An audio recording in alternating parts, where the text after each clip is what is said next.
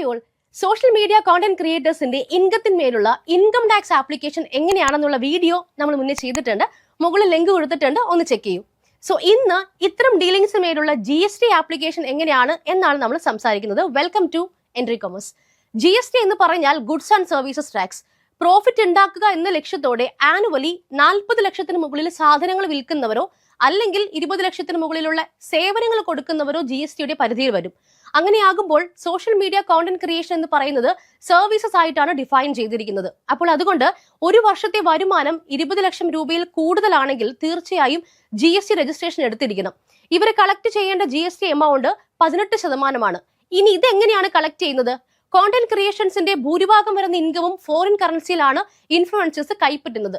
അതുകൊണ്ട് തന്നെ ഇവിടെ എക്സ്പോർട്ട് ഓഫ് സർവീസസ് ആണ് സംഭവിക്കുന്നത്. അങ്ങനെയാകുമ്പോൾ രണ്ട് രീതിയിൽ GST ഇവിടെ ആപ്ലിക്കേഷൻ ഉണ്ട്. ഒന്നുകിൽ കോണ്ടന്റ് ക്രിയേഷൻ ചെയ്യുന്ന ഇൻഫ്ലുവൻസർ അവരുടെ കയ്യിൽ നിന്നും GST പേ ചെയ്തിട്ട് പിന്നീട് റീഫണ്ട് ക്ലെയിം ചെയ്യണം. രണ്ടാമത്തെ ഒരു രീതി GST കൊടുക്കുകയേ വേണ്ട. അതിന് യൂസ് ചെയ്യുന്ന ഒരു ഡോക്യുമെന്റ് ആണ് ലെറ്റർ ഓഫ് അണ്ടർടേക്കിംഗ് അഥവാ LUT. ഈ ഡോക്യുമെന്റ് ഇൻകം ടാക്സ് ഡിപ്പാർട്ട്മെന്റിന് ഇൻഫ്ലുവൻസേഴ്സ് സബ്മിറ്റ് ചെയ്യണം. ഇത് അപ്രൂവ് ചെയ്ത് കഴിഞ്ഞാൽ അവിടെ പിന്നെ GST കളക്ട് ചെയ്യേണ്ട ആവശ്യമില്ല. കാരണം അതൊരു സീറോ റേറ്റഡ് സപ്ലൈ ആയിട്ടാണ് കൺസിഡർ ചെയ്യുന്നത്. എന്നാൽ കോണ്ടന്റ് ക്രിയേഷൻസിന് ഈ ഒരു വരുമാനം മാത്രമാണോ ശരിക്കും കിട്ടുന്നത്? ഒരിക്കലും അല്ല.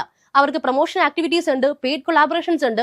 അത്തരത്തിൽ കിട്ടുന്ന ഇൻകം ആണെങ്കിൽ തീർച്ചയായും ആ ഇൻകം തരുന്ന ഇന്ത്യൻ കമ്പനി അല്ലെങ്കിൽ ബ്രാൻഡ് ഏതാണോ അവരിൽ നിന്നും 18% GST ആണ് കളക്ട് ചെയ്ത് ഡിപ്പാർട്ട്മെന്റിന് പേ ചെയ്യേണ്ടത്. കൂടാതെ ഇത്തരം വരുമാനം ഏൺ ചെയ്യാനായിട്ട് നമ്മൾ വാങ്ങിക്കുന്ന അല്ലെങ്കിൽ ഉണ്ടാകുന്ന ചെലവുകളിൽ നമ്മൾ GST പേ ചെയ്തിട്ടുണ്ടെങ്കിൽ ആ എമൗണ്ട് നമുക്ക് ഇവിടെ സെറ്റ് ഓഫ് ചെയ്യാനും പറ്റും. മറ്റൊരു വീഡിയോയിലൂടെ വീണ്ടും കാണാനായിട്ട് പേജ് ഒന്ന് ഫോളോ ചെയ്യൂ.